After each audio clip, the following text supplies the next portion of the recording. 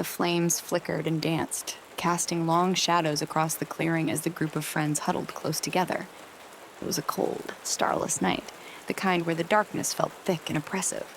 The fire, with its crackling logs and sporadic bursts of sparks, was their only comfort. Aiden, the oldest of the group, poked at the fire with a long stick, sending glowing embers into the air. "All right, who's next?" he asked, his voice low and ominous, in the way it always got when they gathered for scary stories. "We're not going to bed until we've heard the scariest story of the night."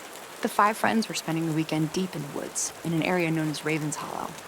It was a place shrouded in local legends, tales of hauntings, strange disappearances, and eerie occurrences.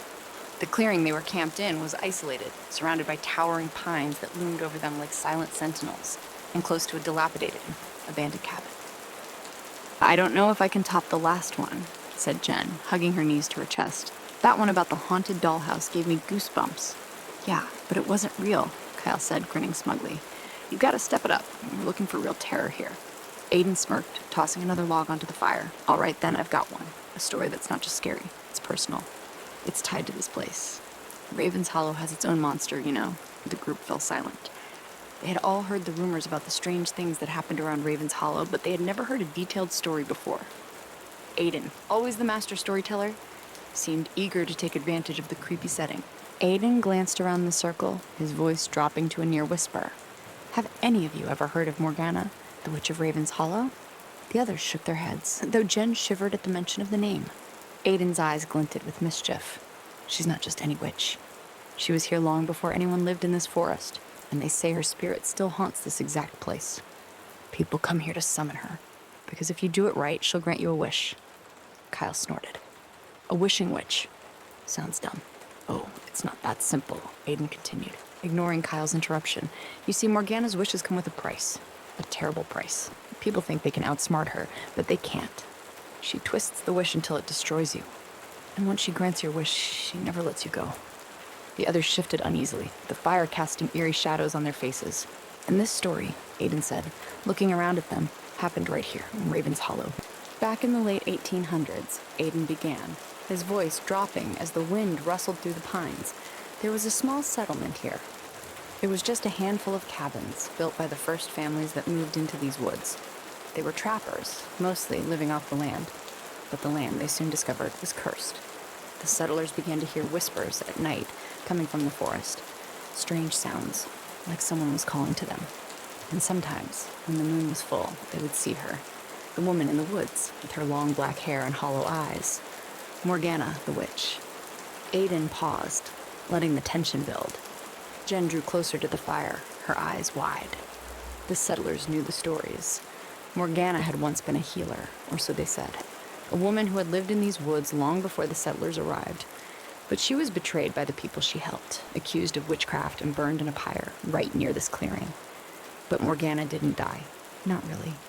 Her spirit lingered, tied to the mirrors in the homes of those who had condemned her. And that's when the wishes began. Aiden leaned forward, his face illuminated by the firelight. A group of children from the settlement had heard the stories, and one of them, a girl named Susie, had a book. An old, strange book filled with symbols and rituals.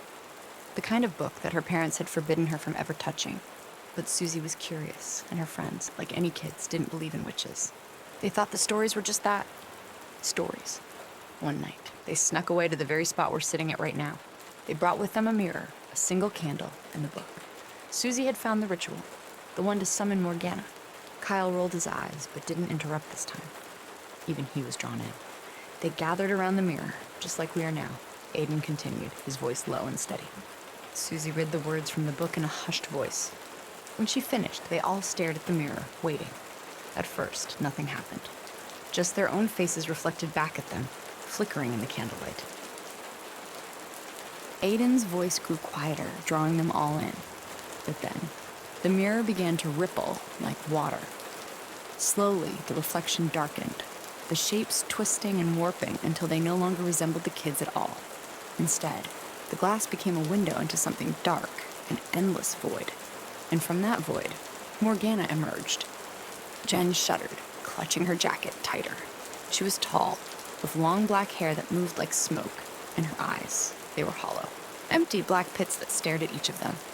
She asked them what they wanted, her voice like a rasping breath over broken glass. "What do you wish for?" she said. The group around the fire was silent, hanging on Aiden's every word. "Susie went first," Aiden said, his eyes fixed on the dancing flames. She was the ringleader, after all. She wished for her family to never struggle for food again. Morgana smiled, her lips stretching impossibly wide, and then vanished back into the mirror. The next morning, Susie's family found their fields overflowing with crops, enough to feed them through the winter and beyond. But as the days passed, the crops began to rot faster than they could be harvested. The air filled with the stench of decay, and soon the entire village was covered in black mold, killing livestock, making everyone sick. Susie died first, her lungs filled with the same rot that had infested their fields. Aiden paused to let the story sink in. The second kid, Thomas, wished to be the strongest boy in the world. Morgana granted his wish. But by morning, he was unnaturally strong, strong enough to lift a fallen tree with his bare hands. But that strength came at a cost. His body couldn't handle it. His muscles tore, his bones cracked under the weight, and within a week he was dead. His body had turned on itself, crushed by his own strength. The fire crackled as Aiden continued, his voice almost hypnotic now. The third kid, Alice, wished for beauty. She wanted to be the most beautiful girl in the village. Morgana granted her wish too. By the next day, Alice was stunning, so beautiful that no one could stop staring at her. But her beauty drove people mad. They fought over her, argued, and soon, Alice was caught in the violence. She was trampled to death in a stampede of her admirers. The group was silent, their faces pale in the flickering firelight. Aiden leaned in closer. The last kid, Samuel, didn't wish for anything material. He was smarter than that. He wished for knowledge. He wanted to know everything, how the world worked, all the mysteries of life. Morgana granted his wish, and Samuel's mind expanded, filled with knowledge beyond his comprehension.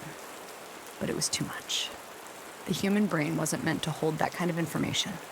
Samuel lost his mind, driven to madness by the overwhelming truths he had learned. He disappeared into the forest one night, and they say his screams can still be heard when the wind blows through the trees. The wind howled softly through the pines, almost on cue, and Jen flinched. Aiden sat back, letting the tension build once more. They say Morgana still lingers in this forest, bound to mirrors, waiting for someone foolish enough to call her. All you need is a candle, a mirror, and the words from the ritual. If you say them, she'll come. And if you make a wish, she'll grant it. The group exchanged nervous glances. Aiden reached into his jacket pocket and pulled out a small folded piece of paper. "I found the ritual," he said softly. "It's in the book. The cabin just over that hill. That's where Susie and the others lived." Jen's face turned pale. "You're kidding, right?" Kyle, always the skeptic, snorted. "This is all just a dumb story." Aiden smiled, holding up the paper. "If you're so sure, why not prove it?" The group hesitated, the night suddenly colder, the shadows deeper. "Come on," Aiden urged. "Let's see if Morgana is real." Against their better judgment, the others agreed. It was just a story, after all. Nothing would happen. They gathered around the old, cracked mirror Aiden had brought from the cabin. They lit a candle, the small flame flickering in the drafty night air. Aiden read the words from the paper, his voice steady, though his eyes glinted with something unreadable. When he finished, they all stared at the mirror, waiting. For a long moment, nothing happened. Just their own faces reflected back at them, pale and nervous in the candlelight. Then, slowly, the reflection began to shift. Jen screamed as the face of Morgana, gaunt and terrible, with hollow eyes and long, tangled hair, emerged from the darkness of the mirror. Kyle jumped back, knocking over the candle. The flames sputtered out, plunging them into darkness. There was a rustling sound, a low hiss, and then silence. By the time the search party arrived, the clearing was empty. The tents were still there, the fire smoldering down to embers, but the group was gone. No one ever found them. The parents searched the woods for days, and the police scoured every inch of the area, but it was as if they had vanished into thin air. The only thing left behind was an old, cracked mirror, leaning against a tree, its surface smudged with the faint imprint of 5 handprints. Heed this warning. Be careful what you wish for.